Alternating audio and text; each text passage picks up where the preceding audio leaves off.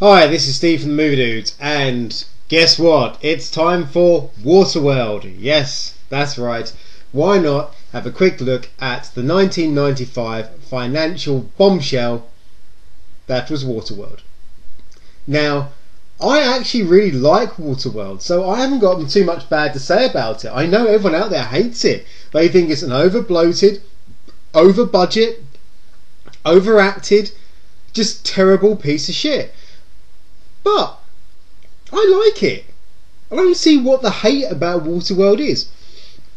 So it was released in '95, and it comes amongst the hype of the time that obviously global warming was going to drown the world with water. Luckily, I don't believe they put a date on when this was supposed to happen, because right now I'd probably be sitting under 30 fathoms of Atlantic Ocean, according to the film, if they had put a date in it.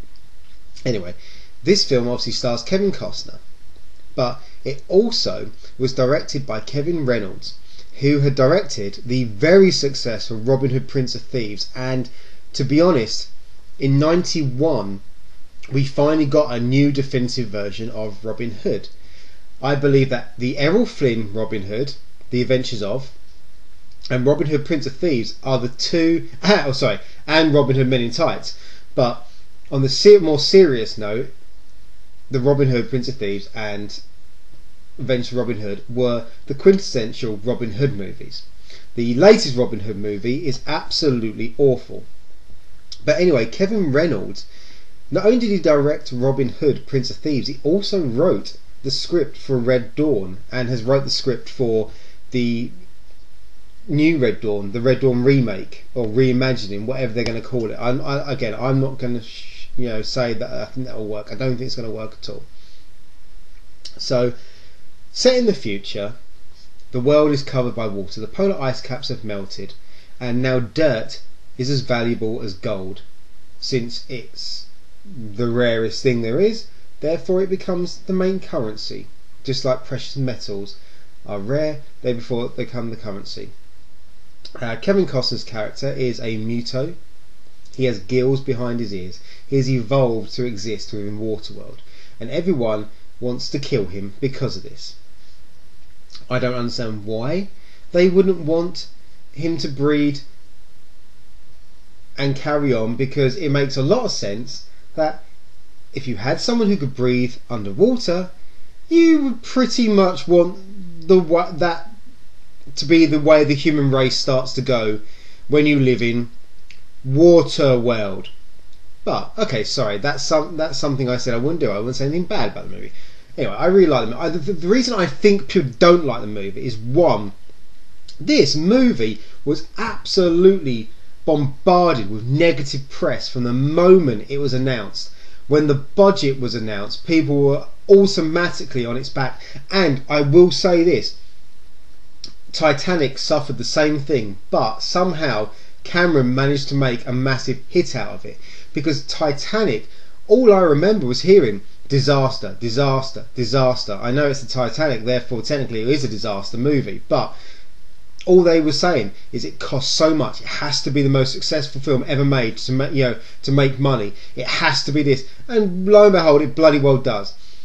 Waterworld's problem was it didn't make the money, and that's because, well, The Simpsons summed it up the most, I think, wasn't it? They were like, please insert $4 or something to carry on playing another 10 seconds of the Waterworld video game.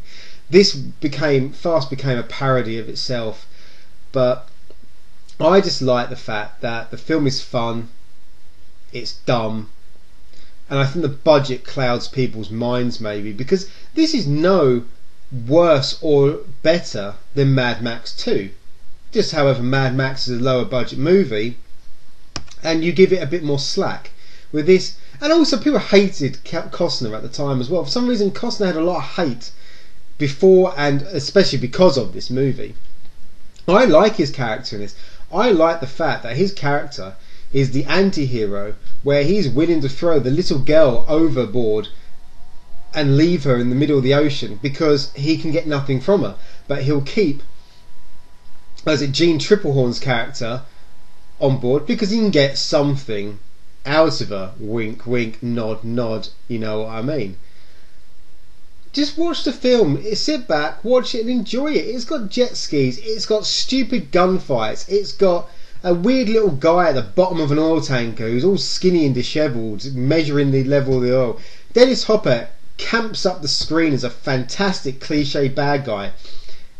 The whole film is just dumb, fun, cliche. And there are plenty of films out there that people really like that are just as bad in the good sense as Waterworld. So I don't understand why people hate it so much. Please go check it out again. I really do give this 2 polar ice caps out of a potential 2 polar ice caps that might melt in the future sometime if Al Gore's right. We shall see. It's fun. Enjoy it. Did you enjoy A-Team? Oh, no you didn't. Right, okay.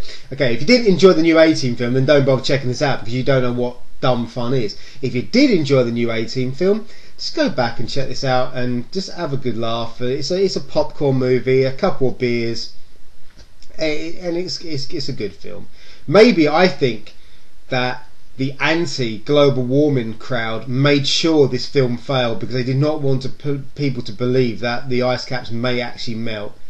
So we're not getting into politics. This is a movie show, so ignore the politics.